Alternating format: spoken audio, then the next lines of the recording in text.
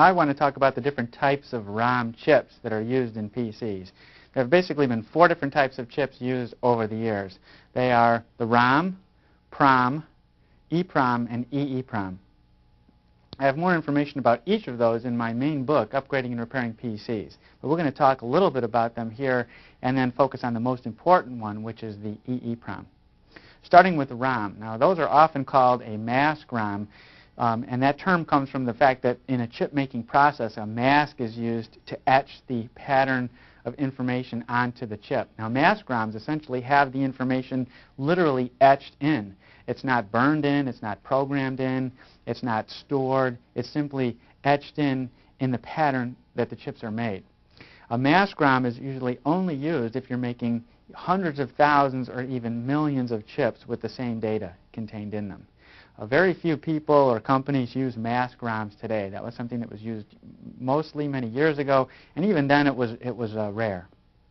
Most manufacturers with PCs used either PROMs, EPROMs, or EEPROMs. Now a PROM, the P added to the word ROM, to the term ROM, stands for programmable. A programmable ROM, or PROM, is burned by a special machine.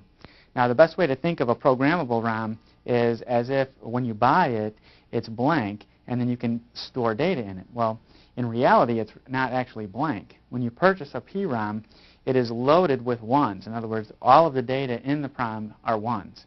What you do is insert the PROM into a special machine called a device programmer or a PROM burner, and then this device can be used to change selected ones into zeros. Now, how it does this is actually by blowing a fuse. If you think of each one as a fuse that is connected, when this device puts a high voltage at that fuse location, it burns it open and 1 becomes a 0. Now the way a PROM works, it's a one-time only programmable device. In fact, many of them are called OTPs, which stand for one-time programmables. You can only change a 1 into a 0. You can never turn a 0 back into a 1. In other words, once you blow the fuse, it can never be repaired. So you buy a PROM, it's filled with ones, you put it into the special machine, it takes a minute or two to actually do the burning process, and a higher than normal voltage is used to actually cause the selected, little blowing of the fuses on the PROM chip. An EPROM is the successor to the PROM. E stands for erasable. So now you have a PROM which can not only be programmed, but it can be erased. Now, EPROMs are easy to recognize because they have a window on the chip that you can see, like on this one. This is an EPROM, and you can see there's a clear window, and through that window I can actually see the raw chip die on the inside. You can also see the fine whiskers, which are little gold wires that are soldered to the edge of the chip, and then which also make contact with all the pins on the back side of the chip. Now, it's kind of interesting because when most people talk of a chip, they think of this whole package here. But you can see most of the chip is the package. Only the actual chip is the small little rectangular die on the inside. That's really where the action is, so to speak. Now, an EPROM like this has the window so that it can be erased. How is it erased? Well, if you guessed that a form of light was used, you'd be correct. These devices are erased with ultraviolet light. What happens under intense ultraviolet exposure, the fuses actually melt and are joined back together, and zeros become ones again. Now this process takes about 15 minutes of really high intensity ultraviolet exposure. So normally the chips are loaded into a small box. This box contains what amounts to a sun lamp bulb, very similar to what a tanning bed might use. Very close in proximity to the chips. There's about a 15-minute exposure period, and then when the chips come out, they're all ones again. Then you can, again, reload them into the burner device or programming device, and you can, again, burn them with whatever information you want.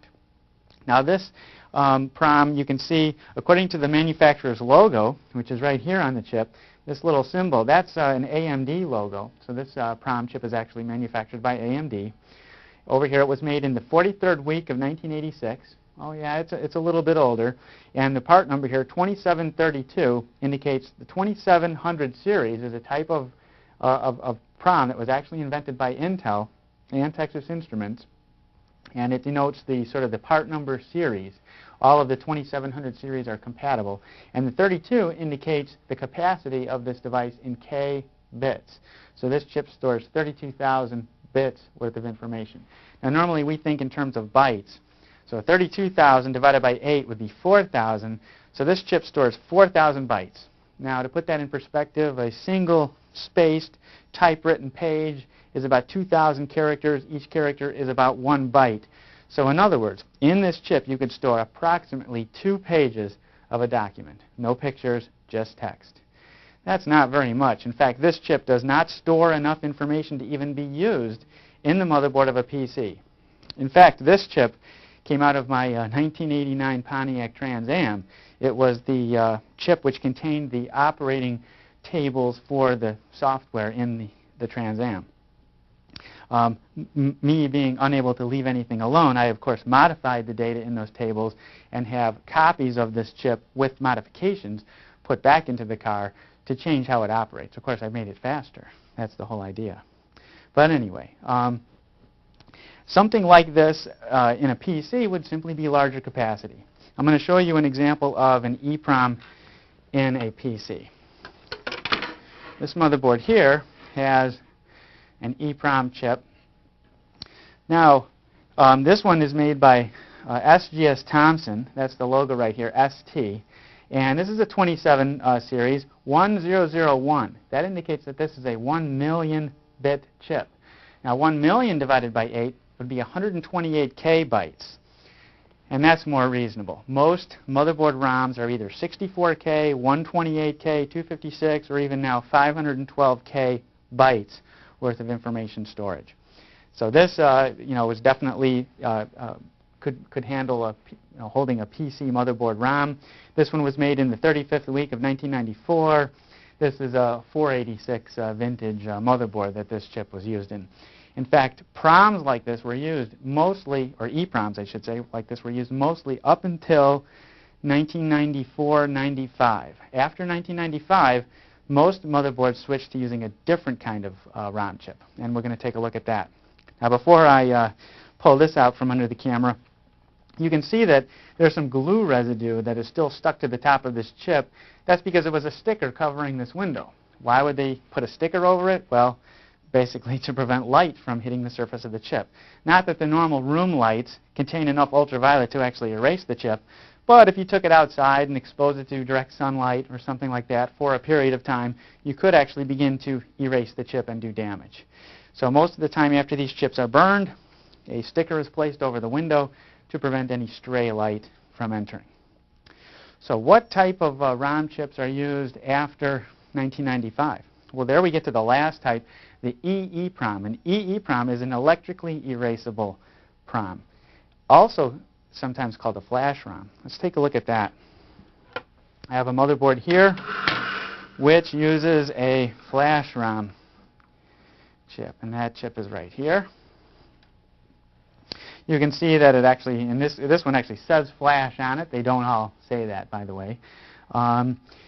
However, you can tell it's a flash ROM for several reasons. Number one, the part number will be 28 or 29 something, usually. There are some others, but those are the most common.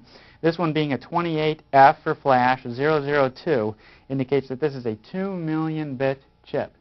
2 million divided by 8, 256K bytes. This chip stores 256K. Of course, you will not see any window. There's no clear window on an EEPROM or flash ROM.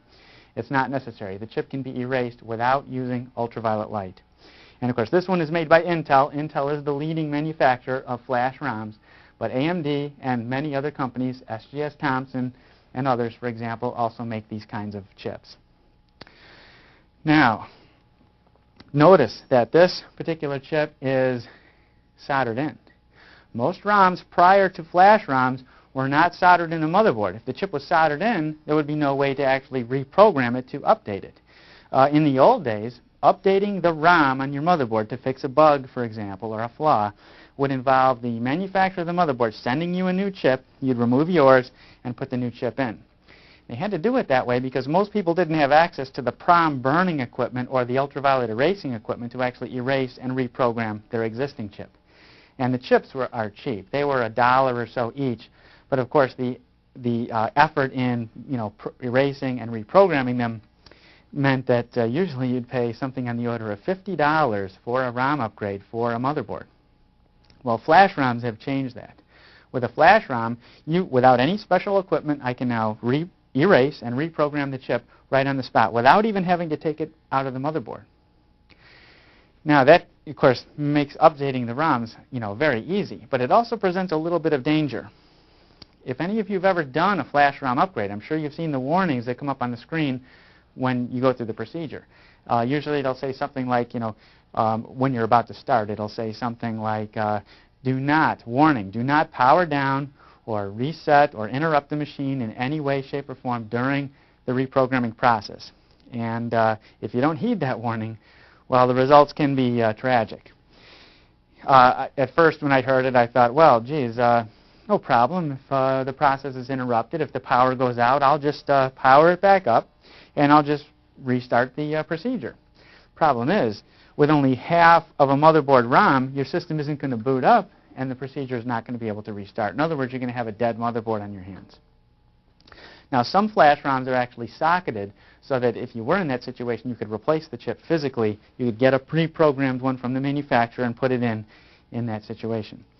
What Intel does on a lot of their motherboards, and some other manufacturers do the same thing, is they have a jumper, which will often be near the ROM chip. In this case, it's right here.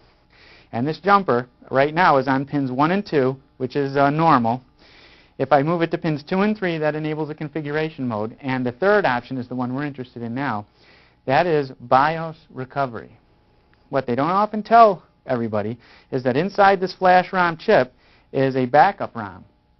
That is, there is a small sort of auxiliary BIOS that the system can run from to recover the main ROM. By setting this jumper to recovery, you enable that backup program. So what that means is that should you be doing the normal flash ROM upgrade procedure and things go haywire, it's now locked up and you have what appears to be a dead motherboard, you can recover it by setting that recovery jumper and then using the flash ROM reprogramming disk that you downloaded from the motherboard manufacturer.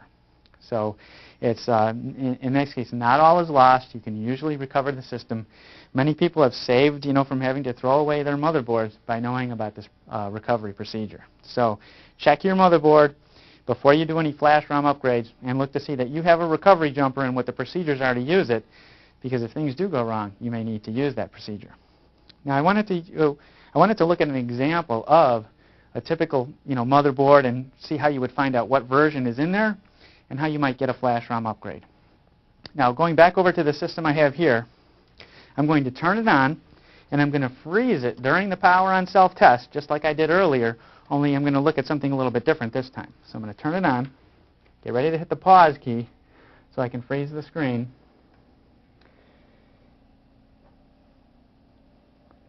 And there, I've now frozen the screen. And what I'm interested in looking at is right here. This number, this series of numbers right here, indicates the revision of the ROM in the system. For example, this one happens to be an Intel 850 MV, 850 MD motherboard, but this is the code that they use for the ROM on this motherboard. And this part right here, P02, indicates that this is ROM revision 2. What you can do with this number is record it, and then go to the website of the motherboard manufacturer and see if there's a newer version available.